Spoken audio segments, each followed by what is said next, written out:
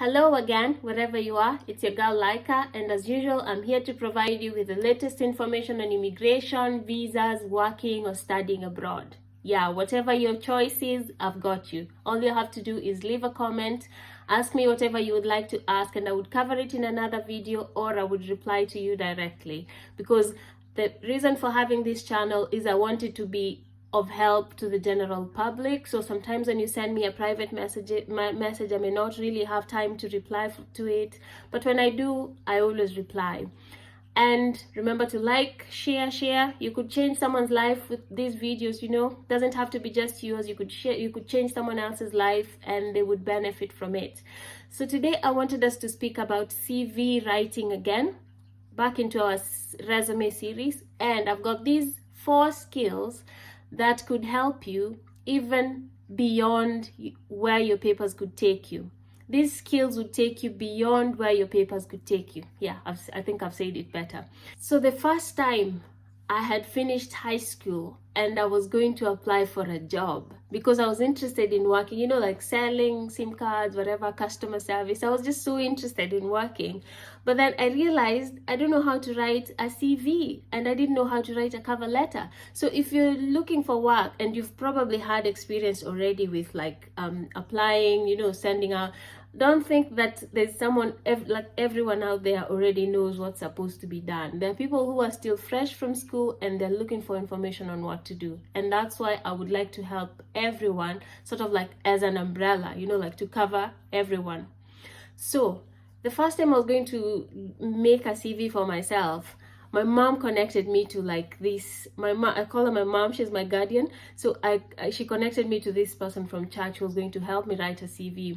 And then I remember going to, it was supposed to be somewhere at GPO, that he was buying coffee and sort of getting my side of the story so he could know what to put down.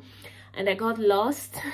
I got lost at Intercontinental. I couldn't move. I was just on this kabambe phone, just saying, I'm lost. I can just see the word Intercontinental in front of me. I was like, nimepotea, sijui kwenye nitaenda.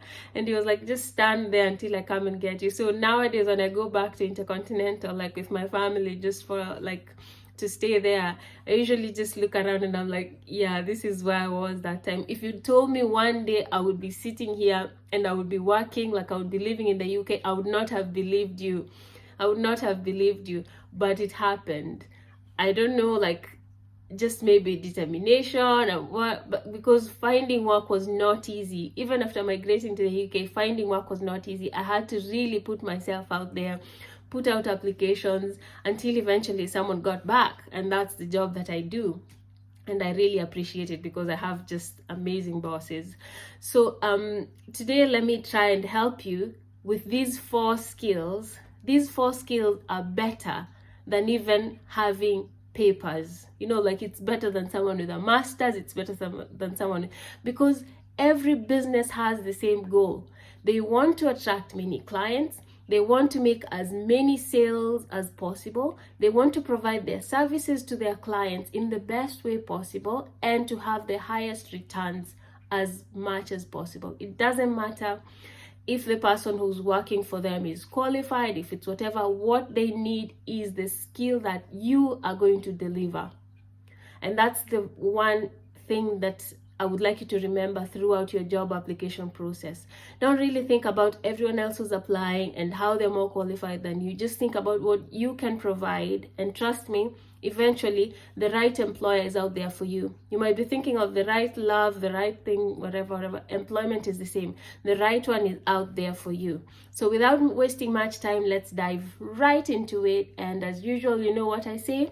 Come with me. So when I went to university, I studied communications and public relations. And I remember the lecturer was always saying, this course is very marketable and we did all the courses and blah, blah, blah. And then you're like, where am I going to work?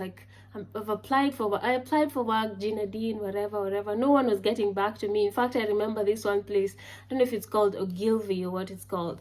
I went and took my CV there and I literally saw it going into the bin.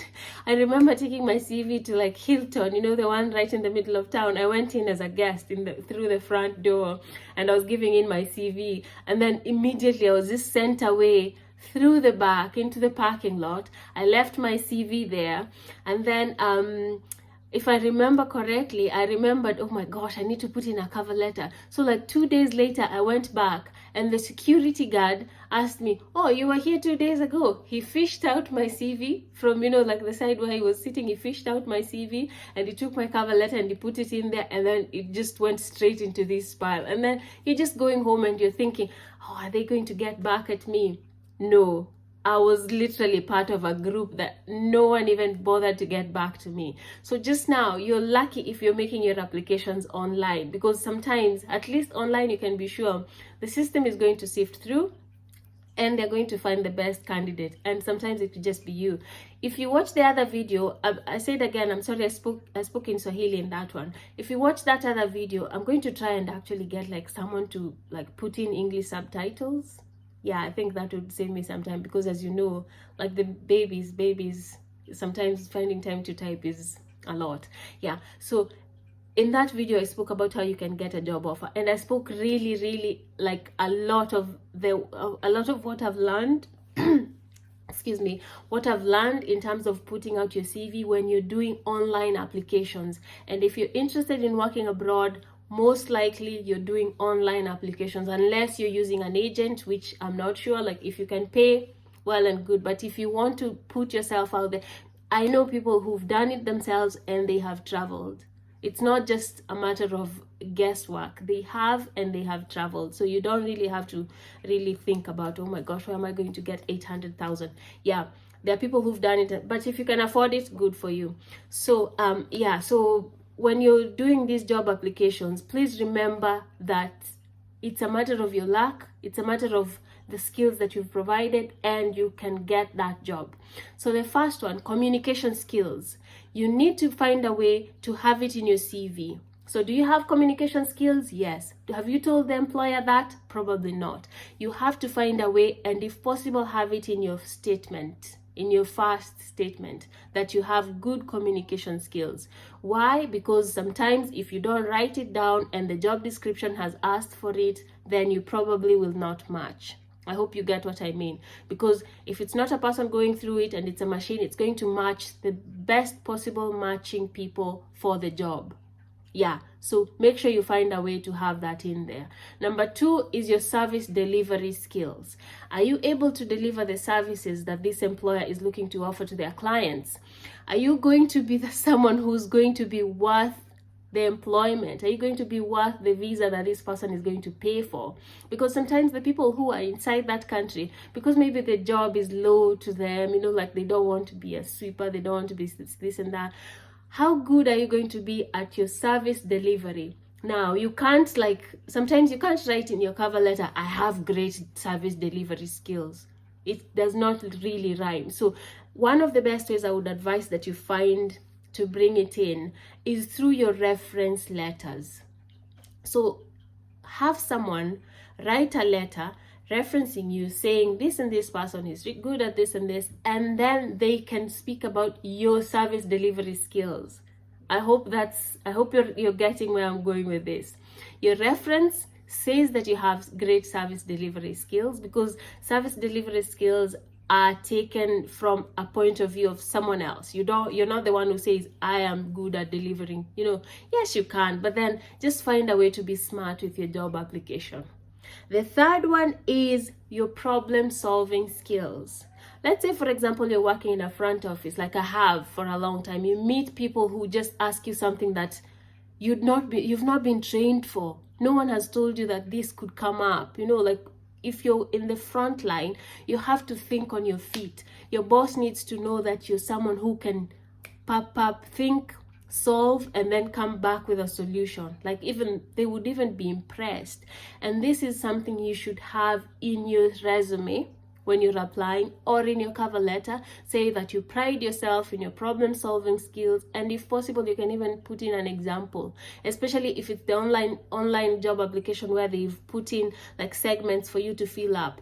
Make sure you bring that in, and most especially if it's mentioned in the job description. Okay, so The other one is your decision making skills. I've written them down here. That's why I'm reading and then telling you what to do. Your decision making skills. You have to be quick to decide. For example, when I worked in a hotel,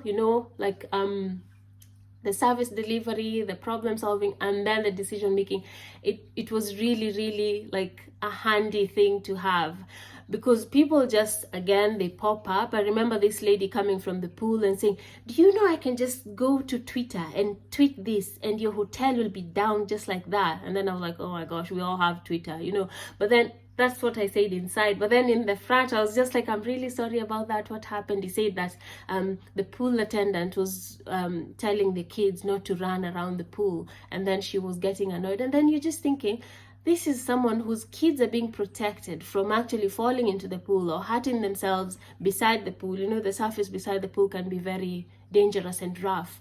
But then she was complaining about that. And then I had to decide immediately what to do. So immediately I was like, okay, we can offer you this and that. I think we probably sent like a fruit basket to the room, and she was happy. The boss sometimes is not very happy when you make such a decision. But then when the guest is leaving and they're speaking to them and they're saying, oh, that was really nice service, thank you so much, your receptionist was amazing.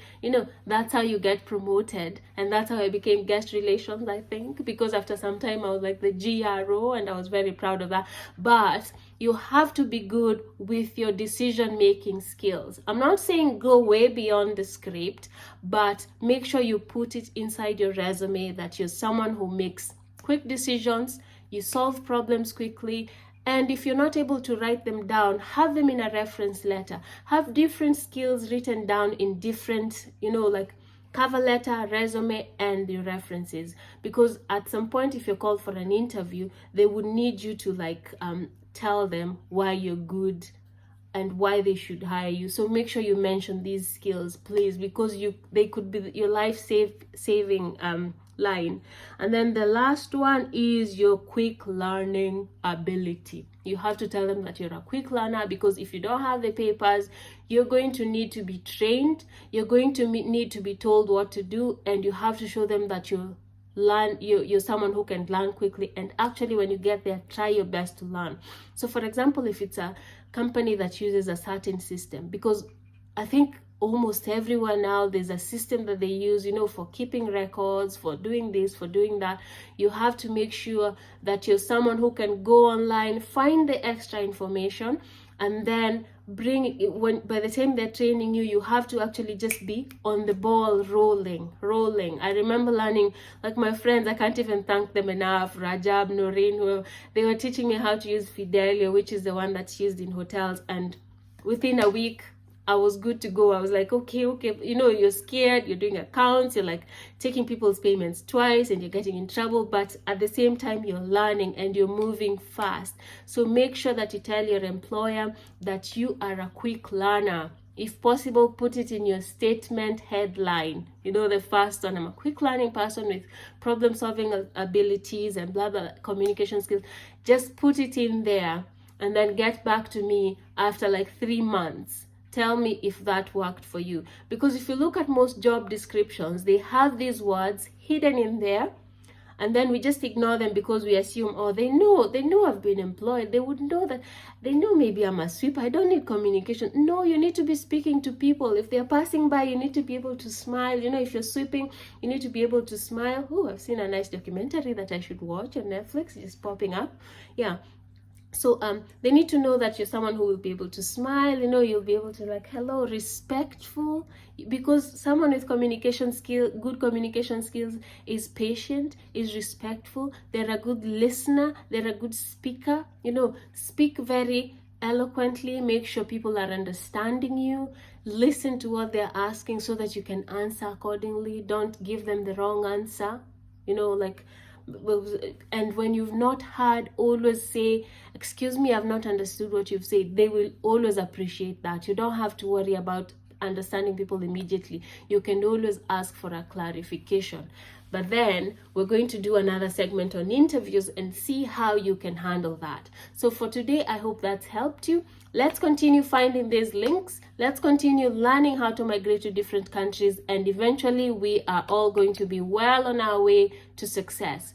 Please subscribe, please like, please leave a comment, and as usual, this is Laika, and I'll see you next time. Bye bye.